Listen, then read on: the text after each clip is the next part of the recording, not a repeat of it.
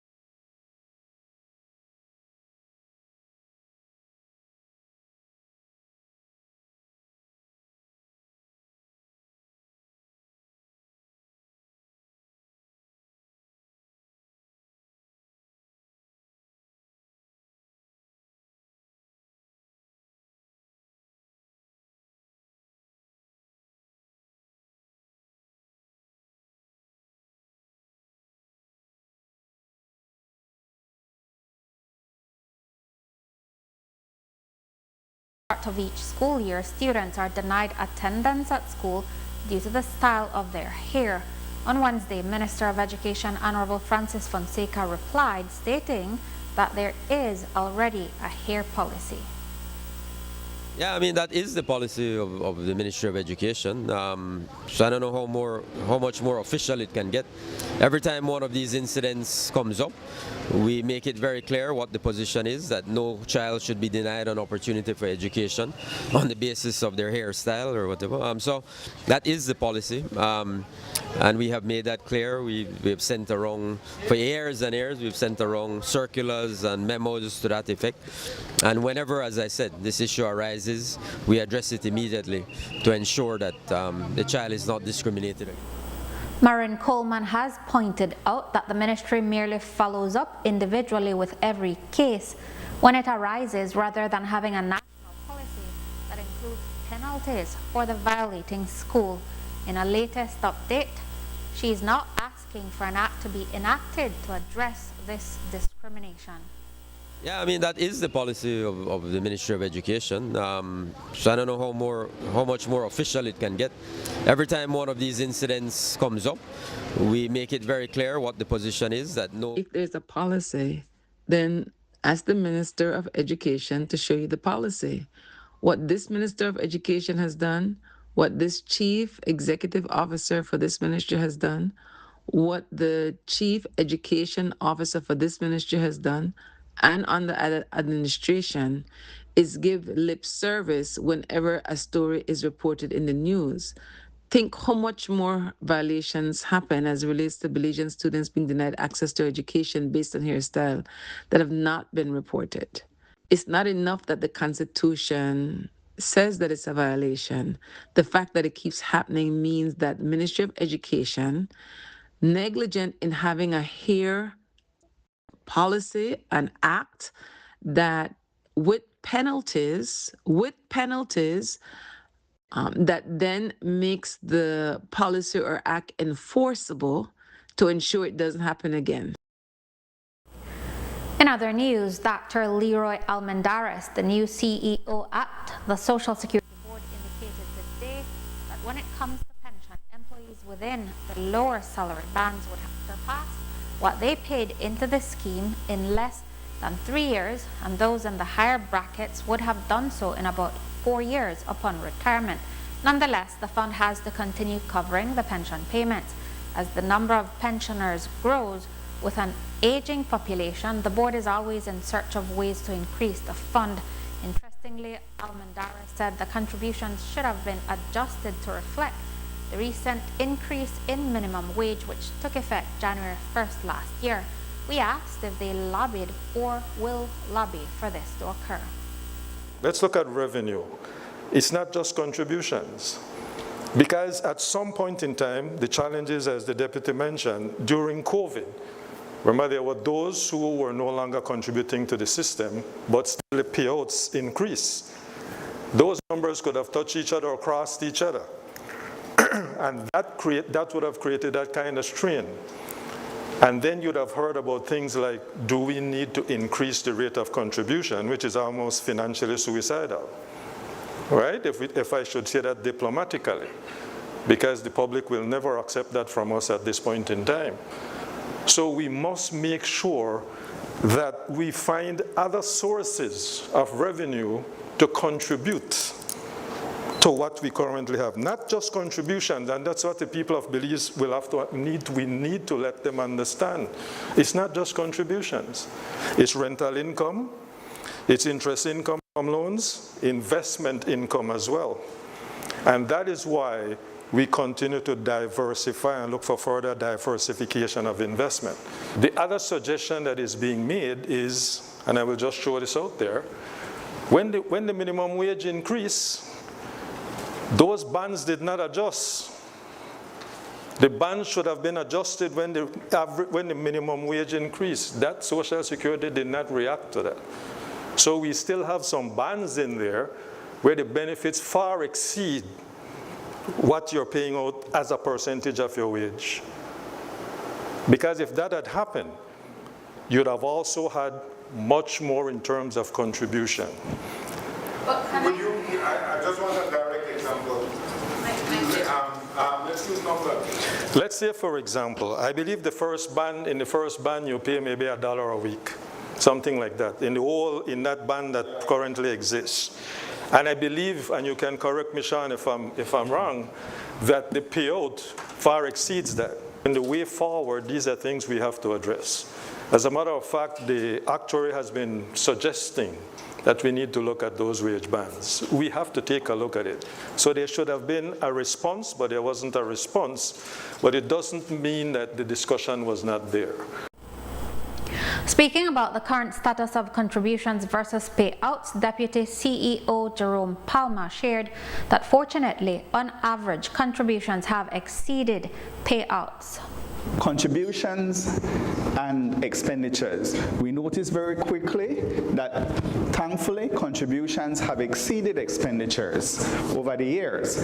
It's not a wide gap over the years. If you notice, we snapshot 2019 to 2023, paying 22 million, receiving contributions of 22.5 million, paying benefits of 15.5, and then just over the years increasing both in terms of our payout and the contributions that have been received. When we look at it, immediately that is showing a picture of a healthy fund that is showing something that's sustainable. What we wanted to extract as well is what the impact to our insured populations, the number of people that are actually benefiting over the years, going all the way back from 2013 to 2024, year to date, mind you, we see at minimum the lowest 38,000 around 2020 that was actually benefiting from sickness benefit over the years. Every year we pay out a lot of sickness benefit. That is what SSB does. That's a part of the contribution. Most of these are for persons who are working. They have to be off from the job. We're all familiar with the system and the flow. One key thing to extract there is just the movement and the volatility in terms of the claims, where we can see a jumping higher in 2017, a lower valley in 2020, there's about, if you remember different events that happen, it impacts what we actually pay out.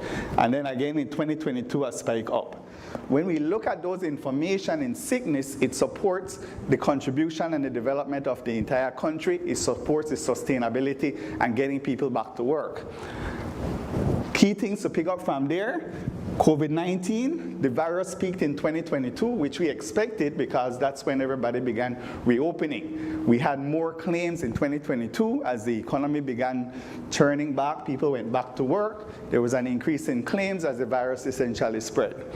In 2019, there was an outbreak of dengue.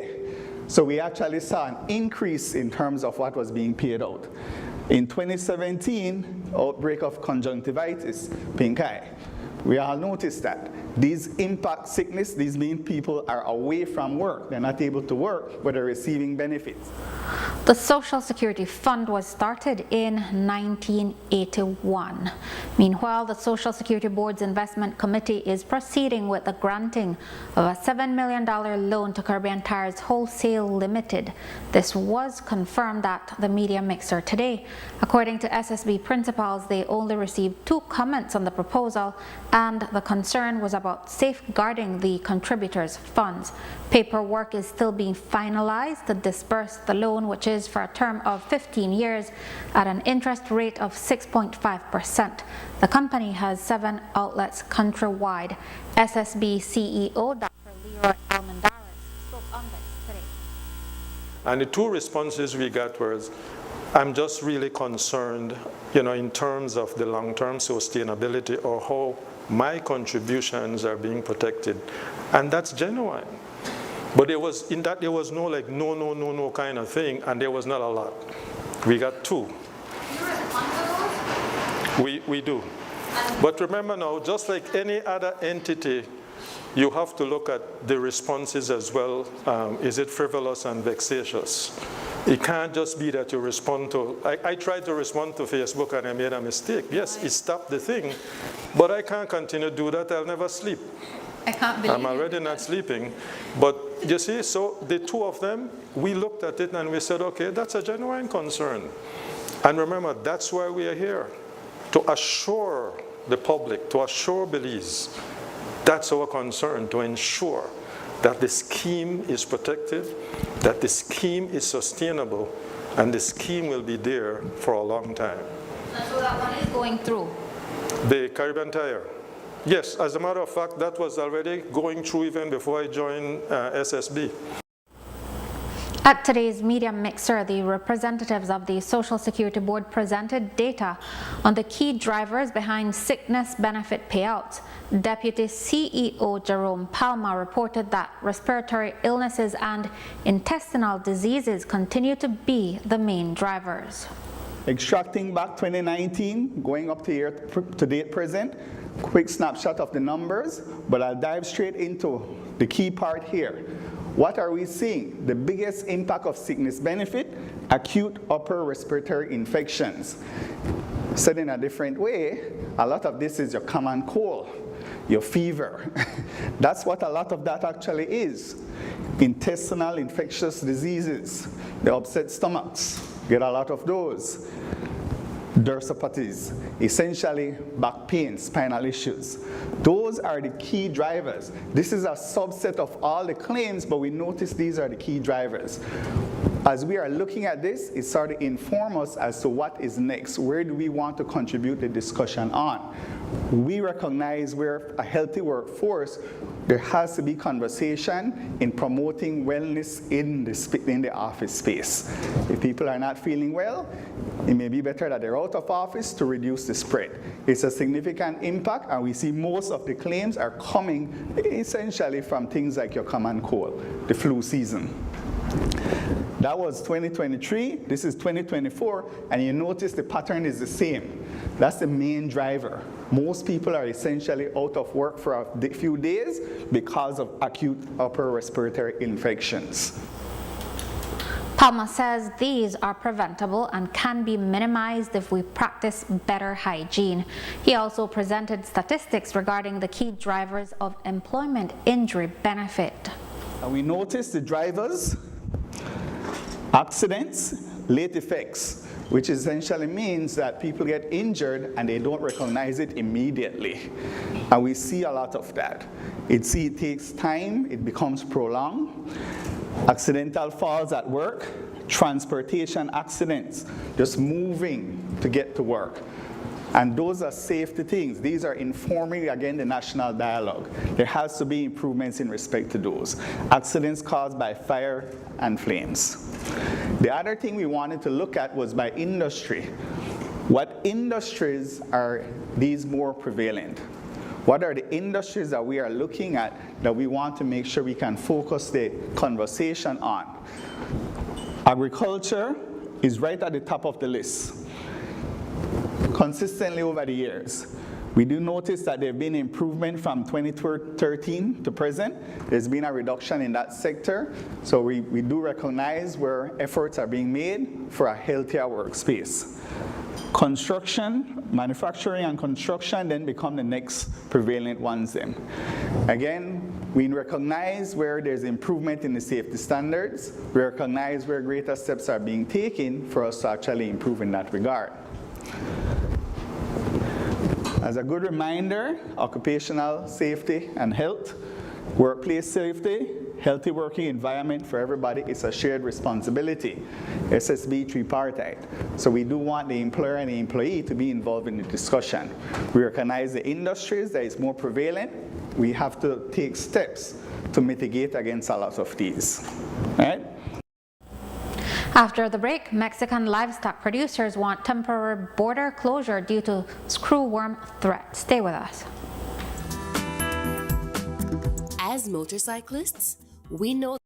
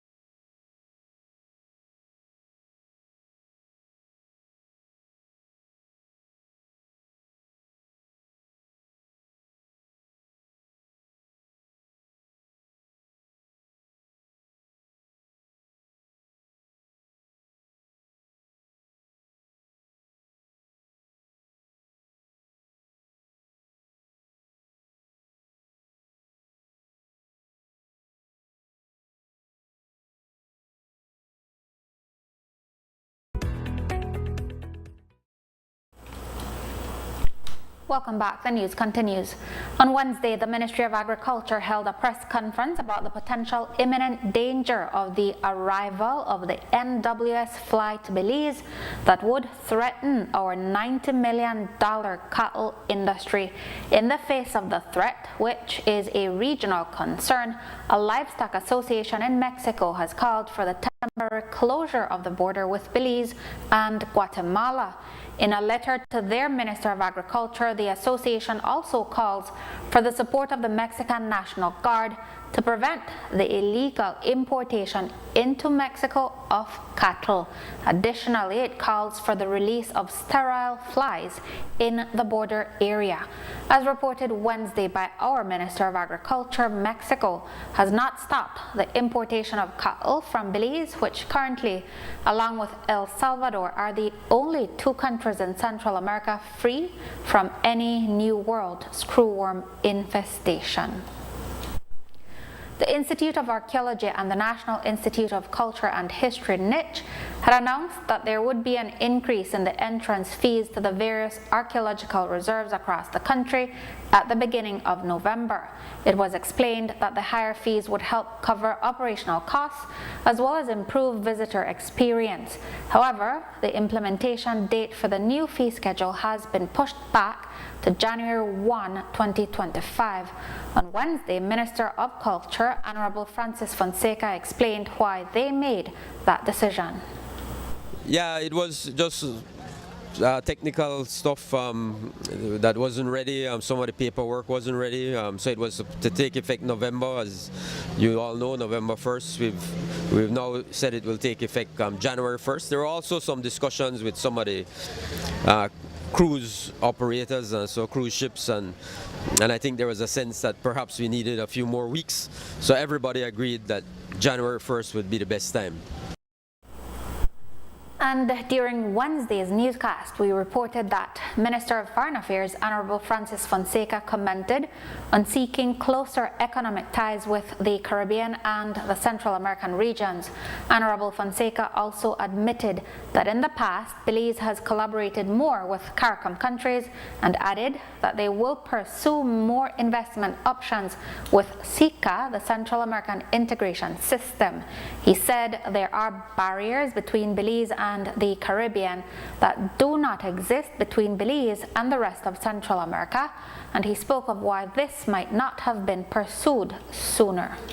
Maybe it was a sort of language barrier, but definitely I don't believe that we have made a concerted effort to engage with SICA. Now, we've done a lot of work with CARICOM, and of course distance is an issue. Belize is very far, and so the cost of trade is increased. So there are barriers that have been created because of distance in terms of CARICOM. But in terms of Central America, you know, those barriers don't exist. And we need to explore these opportunities for trade and investment much more aggressively, much more meaningfully. And that's why we're working very hard.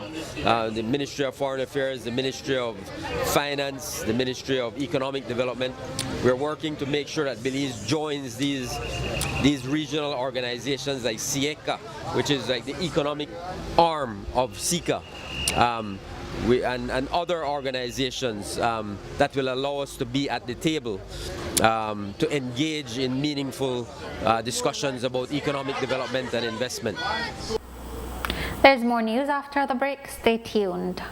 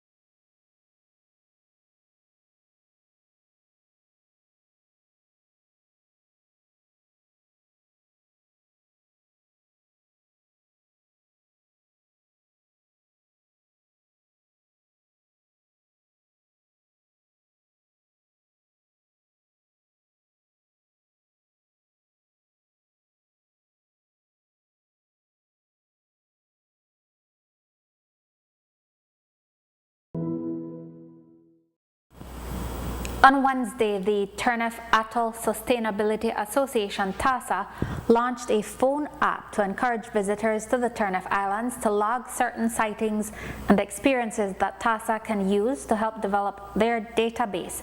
The app, which is called Visit Turnef, is available on both Android and iOS platforms and allows users to save their Turnef experience, which they can share with others. TASA hopes this feature will encourage more people to visit the islands. Users can also earn badges which could help them win merchandise. Executive Director of TASA, Valdemar Andrade, shared more information on the app and how this can help them with their conservation work. Visit Turnef, a mobile app, is so that we can have full engagement of visitors, full engagement of both local and foreign visitors to Turnef. The idea behind the app is so that you can see more features of the marine reserve itself, because many times, as you know, when you guys have visited in the media, you are able to see certain aspects, but in this app it will give you all the features of Turnef. Turnef is 365,000 acres of marine space, and so it shares with you the dive sites, the species that you can see, the different activities that you can undertake there, like going to the terrestrial trail, going to the underwater trail, diving the width, and ensures that you understand what all experiences you can have. The idea behind it as well is to be able to have visitors, whether you're a local or a foreign visitor, whether you're a tour operator, whether you're a resort, engage with the reserve itself. Over time, then you become a part of the Turnef experience. You become a Turnef ambassador, and so you start tracking your experiences. You log as a citizen science. You can log what you see. Many times we have guests report to us and say, I have seen this huge bands of dolphins. I've seen this turtle. They want to know what kind it is. So the app also allows you to have, it has IDs in it, so you can identify what kind of species you're seeing, identify what kind of corals you're seeing, identify anything that you may be able to, that you're experiencing, so that we can identify where you are seeing this, and that adds to our database as well. Halima Hoy is competing at Miss Universe 2024 in Mexico City, and she has been turning heads. It's been a favorite of many to see what her daily outfits look like. One important look for an important segment in the competition is her evening gown for pageant night. We will get our first look during the preliminary competition next Thursday. However, we tried to find out if we could get a little preview. We hear from National Director Destiny Arnold and Belizean designer Cesar Funes, who designed the gown. Are we able to get a tease of what her final gown would be? Well, you do know that it was designed by Cesar Funes, and you know that he does excellent beadwork, so I will say that. And it is a color that Halima has worn in a video that she shared, and that's all I'm going to say before my team kills me for disclosing too much. And tell us about the work that you do. I'm not sure if you have a business or what you or how you make dresses for people, and if anyone is interested in getting you to design a gown for them, what would be the process they would need to do? But right now I'm located in Corozal. Right now we're doing like mostly like online quotations, meetings, and stuff like that with clients. And when all of those quotations and contracts are approved, then we have like personal meetings and personal fittings and all of that. But definitely my process is kind of more virtual. But we always manage to have like clients all over Belize getting to me, and it's a process that varies depending on the event the client is having. So definitely, I wouldn't say I have like a set steps that I do for my clients. And like, other than evening gowns, is there anything else that you, or tell us what all you are able to design and create? Mostly, I do like more couture stuff, like more wedding dresses, quinceañeras, prom dresses, and recently pageantry dresses, and those are like new options I'm getting to learn more. And how can potential clients get in touch with you? They could all both follow me on my both social medias under Cesar Funes Belize. Those are my social media that mostly I use for business. Okay, and I'm not sure if Halima has worn any of your outfits as yet. I know you sent us a video of the one in her in yellow. But how does it feel that, she is being seen as just like a fashion icon at Miss Universe, and knowing that they will be looking forward to see what she wears, and they will see the outfit that you picked out for her. Well, I feel so good because it was a great problem, like getting to select all of the dresses, because we had like so many options, and then we had to select like the most ones that really made Halima look good. So yes, we had to take up some dresses that we really wanted her to take. So it was like a great hard decision, like choosing which ones suited her the best. So right now she took, I think, like 10 dresses that I did for her, and I can't wait to see them there. Yeah, she has If you worn like 1 to 2 dresses, I think. Okay, can you send me at least a photo of the dresses that she has worn that were from you? I think that she was modeling a pink one with like see-through in between like stripes. If there's another one, just let me know, and then we can include that in the story. And if there's Yes. any others, you can send us, even if it's just the photo of the dress and not her in it, then we can showcase to give people an idea of the work that you do. Okay, I have videos and stuff of the dresses I took on her, because for the fittings we did like the lookbook, and we were like discussing which dress they wanted for her to wear. So I'm gonna send you. Okay, sure. All right. So I'll be submitting this story. I'm not sure if it's airing tonight or tomorrow. So what I will do is I will do what I did with the first video. I will put them on social media, and then we'll tag you in it. Um and again next week, because preliminary is Thursday, so I'm going to reach out to you Thursday so we can set a time for Friday, which, and if you're going to be there, I know it's going to be stressful, so I will be flexible in when. Funes said he was honored at being chosen to design the final gown for Miss Universe Belize, Halima Hoy. He also custom designed some of the dresses she is wearing in the days leading up to the pageant final. Well, for me, it's like a great opportunity, most of all, because I didn't even imagine I was gonna be selected to be part of this year's committee and stuff. And for me, it's a project that I couldn't regret for doing it. It was I couldn't believe it. I still can't believe it. So during the process and everything with Halima, I I um I got more into pageantry and started doing like research and stuff, like for me to have like more ideas to create something for her. I feel so good because it was a great problem, like getting to select all of the dresses, because we had like so many options, and then we had to select like the most ones that really made Halima look good. So yes, we had to take up some dresses that we really wanted her to take. So it was like a great hard decision, like choosing which ones suited her the best. So right now she took, I think, like 10 dresses that I did for her, and I can't wait to see them there.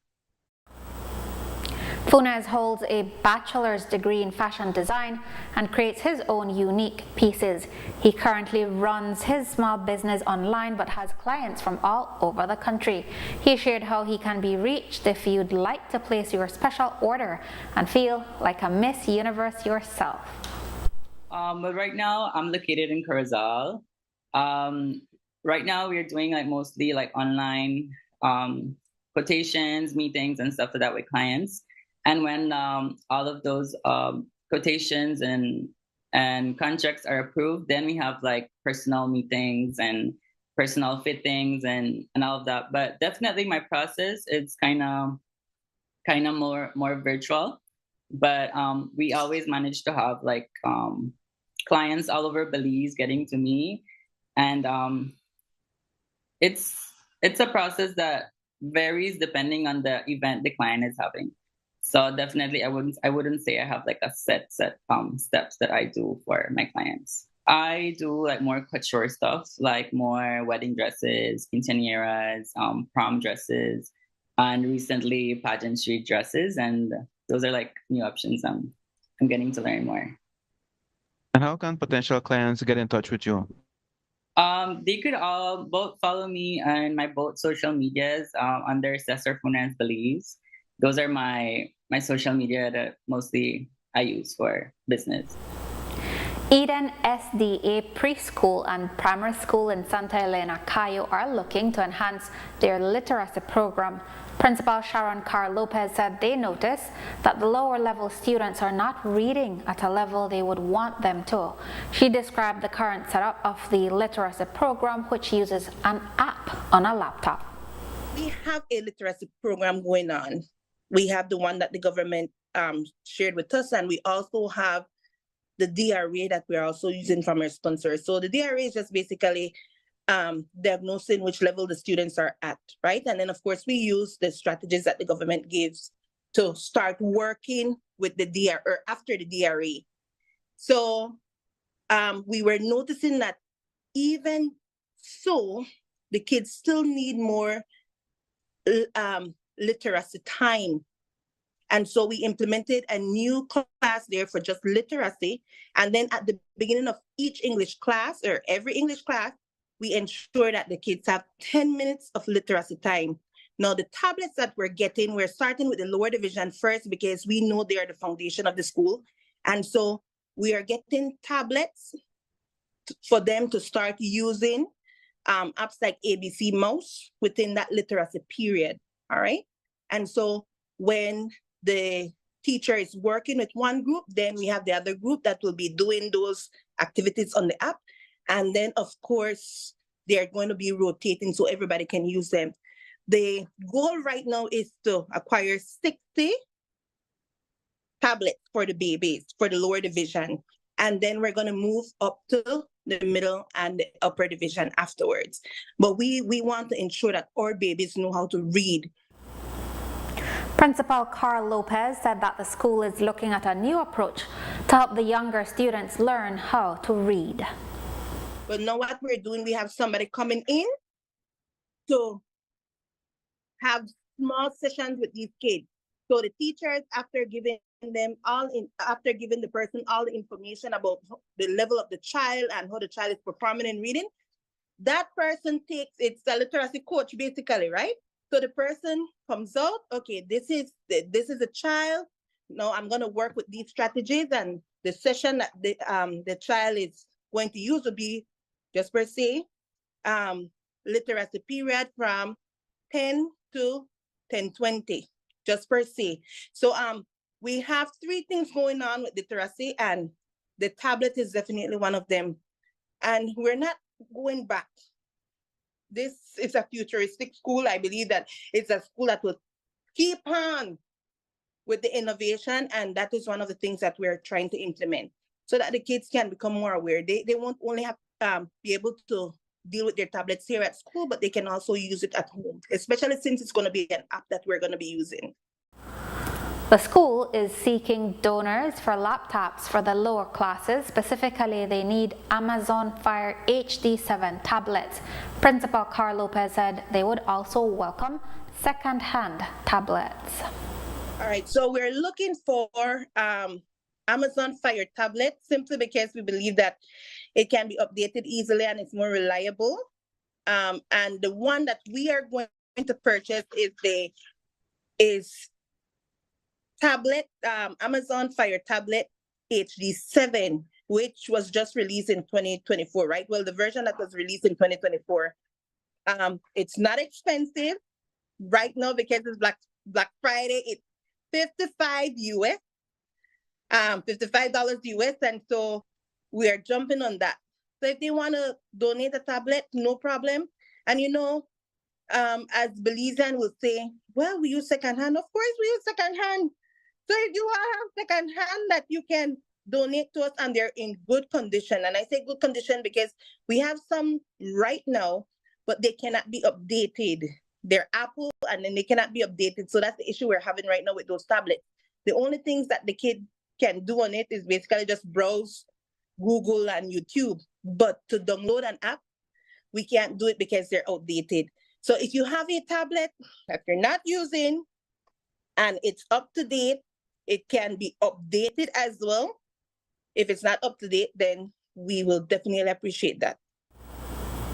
If you would like to assist Eden SDA preschool and primary school with tablet donations, you can contact the school via WhatsApp at 6710525 or via their email edensdaprimary15@gmail.com.